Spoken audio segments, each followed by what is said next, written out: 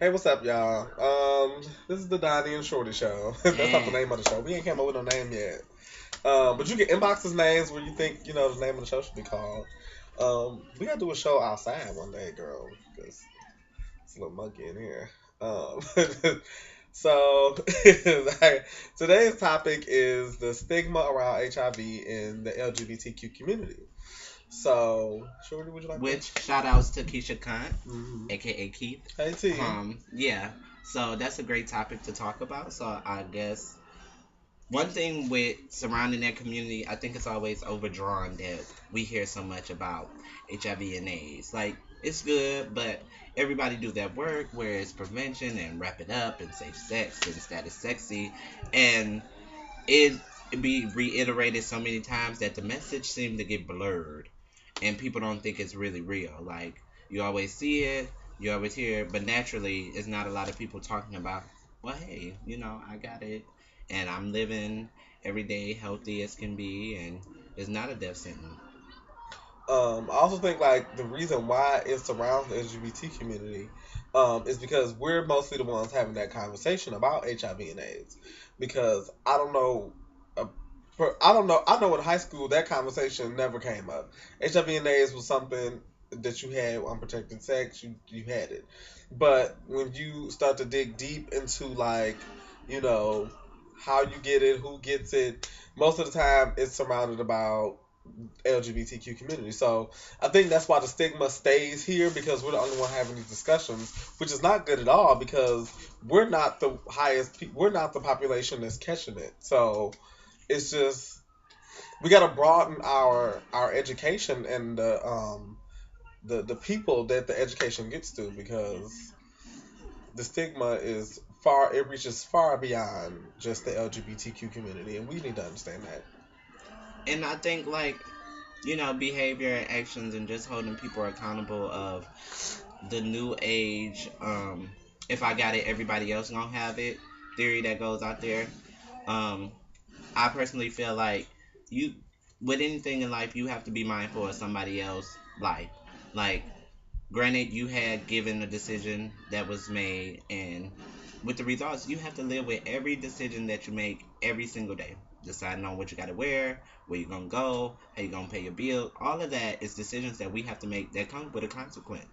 So, with that being said, in relationships in the LGBT community, I don't think a lot of people display positive to positive relationships, so it makes it seem like it's a stigma or something wrong with that. So I personally would date somebody that was positive because naturally, like, they're still human too, and you never know what would come out of a relationship like that. Like, it's not all geared towards sex. I think like even with that being said, I think like even relationships, it really just goes back to the stigma around it. So the fact that not a lot of education is given about HIV and AIDS outside of our little community.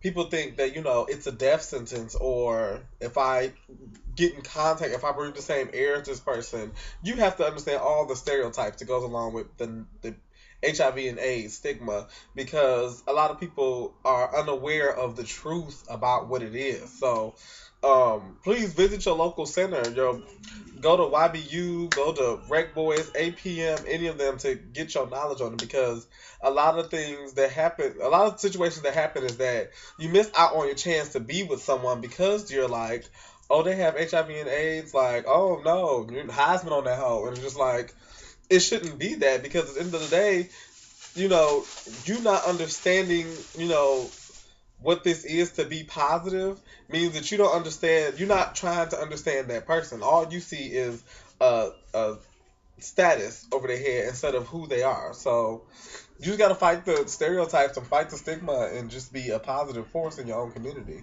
And I think with even media and marketing, start bringing people of Caucasian descent into it. Don't just keep advertising African American men, black women. Like it's Latinos. other people of besides people of color that has this virus. So it's all something people experience, may not talk about, but You need to have a good representation versus targeting at one population or one community.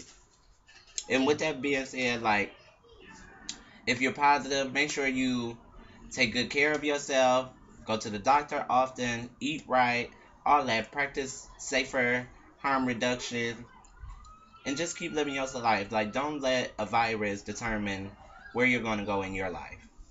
And I encourage you to be an advocate, for your own community because, a lot of times we hear about, the people who, a lot of times they don't become relevant until after they're gone. So I just think that we need more advocates that are positive and can speak from that experience because, either the person that's speaking is either coming from a second point of view where they've been in a relationship with someone, or they're discussing about how someone who's already passed their trials and tribulations, which is not really helpful because you're not hearing it from the horse's mouth. So if you do run a pop, know that again, like they always tell you, I don't believe it's a death sentence. Just like Shorty said, you just take care of yourself, regular checkups, eat right. It's just be healthy, and that's to anybody, positive or negative or unsure. Just stay healthy. Stay healthy from all STDs because as downplay as all the rest of the STDs are compared to HIV, you can still catch it. It's still harmful. So just be careful and wrap it up. Okay, we gonna get out of here, you guys. Yeah. See you.